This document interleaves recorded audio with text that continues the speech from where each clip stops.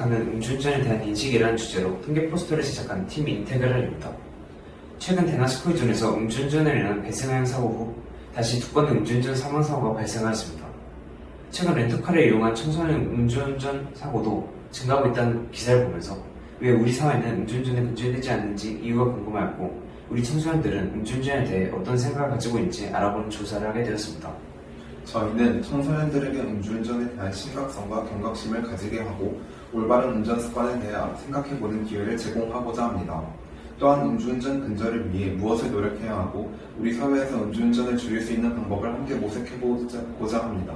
탐구 방법은 통계 자료를 통한 우리나라의 음주운전 실태를 파악하고 구글폰 설문지를 통해 1090명으로부터 음주운전에 대한 온라인 설문조사를 실시하였습니다.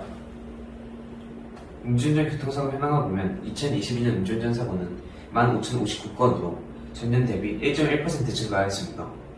음주운전으로 인한 교통사고 사고는 2022년 전년 대비 3.8% 증가하여 음주운전으로 인한 사망자는 214명으로 이틀에 1명 이상이 됩니다. 음주운전 재범률은 2021년 기준 마약 재범률이 42%보다 높은 48%로 집계되어 음주운전자의 절반이 2번 이상 음주운전을 하는 심각한 상황입니다. 교통사고 유전화 및 보호자 실태를 살펴보면 사고로 아버지가 사망한 경우가 89.2%로 가장 많았으며 보험회사의 위자료는 평균 8,037만원으로 보통 33.4개월 이내에 전액 소비되는 것으로 파악되었습니다. 21가구의 신축 설문 결과도 소득이 사고 이후 절반 이상 크게 감소하였습니다. 우리나라의 경우도 3년에서 최고 무기징역과 영구 운전면허 취소 처분을 받게 형법으로 제시되어 있지만 초범 등의 감형 사유로 인하여 실제로는 보통 3년에서 5년 정도의 징역형을 받게 됩니다. 음주운전자 간 연령별 교통사고를 보면 20세 이하 운전자는 발생 건수와 사망자 수 비율이 가장 낮으나 치사율이 3.7%로 매우 높아 무면허 운전이 많은 청소년의 교통사고는 더욱 위험하다는 것을 알 수 있습니다. 음주운전의 추가 방지 대책 필요성에 대해 설문조사 결과 응답자 97.7%가 음주운전 방지를 위해 더 강력한 추가 대책이 필요하다고 답하였고, 정책으로는 형벌 등의 제재 강화가 25.7%로 가장 많은 의견이 나왔습니다. 다음은 청소년들이 생각하는 음주운전에 대한 인식 설문조사 내용을 말씀드리겠습니다. 음주운전 사고 사망자 수에 대한 설문 결과 300명 이상이 39.1%로 나왔으며 실제로 작년 한 해 사망자는 214명으로 조사되어 음주사고 사망자가 많다는 것을 청소년들도 어느 정도 인지하고 있음을 알 수 있습니다. 우리나라 음주운전의 재범률에 대해 제대로 알지 못하는 청소년들은 53.3%로 음주운전의 심각성에 대해 인지하지 못하는 청소년들이 많다는 것을 알 수 있습니다. 음주운전 사고 피해자 유자녀들의 가장 힘든 점에 대한 설문 결과 가해자의 낮은 처벌이라는 응답이 52.2%로 가장 많았지만 실제로는 가장의 부재로 인한 경제적 어려움이었습니다. 또한 다른 나라와 비교하여 우리나라의 음주운전 사고 처벌 기준에 대한 설문 결과 낮다고 생각하는 응답이 89.1%를 차지하였습니다. 우리나라의 법이 다른 나라와 비교해 낮은 수준이라는 것을 청소년들도 공감하고 있다고 해석됩니다.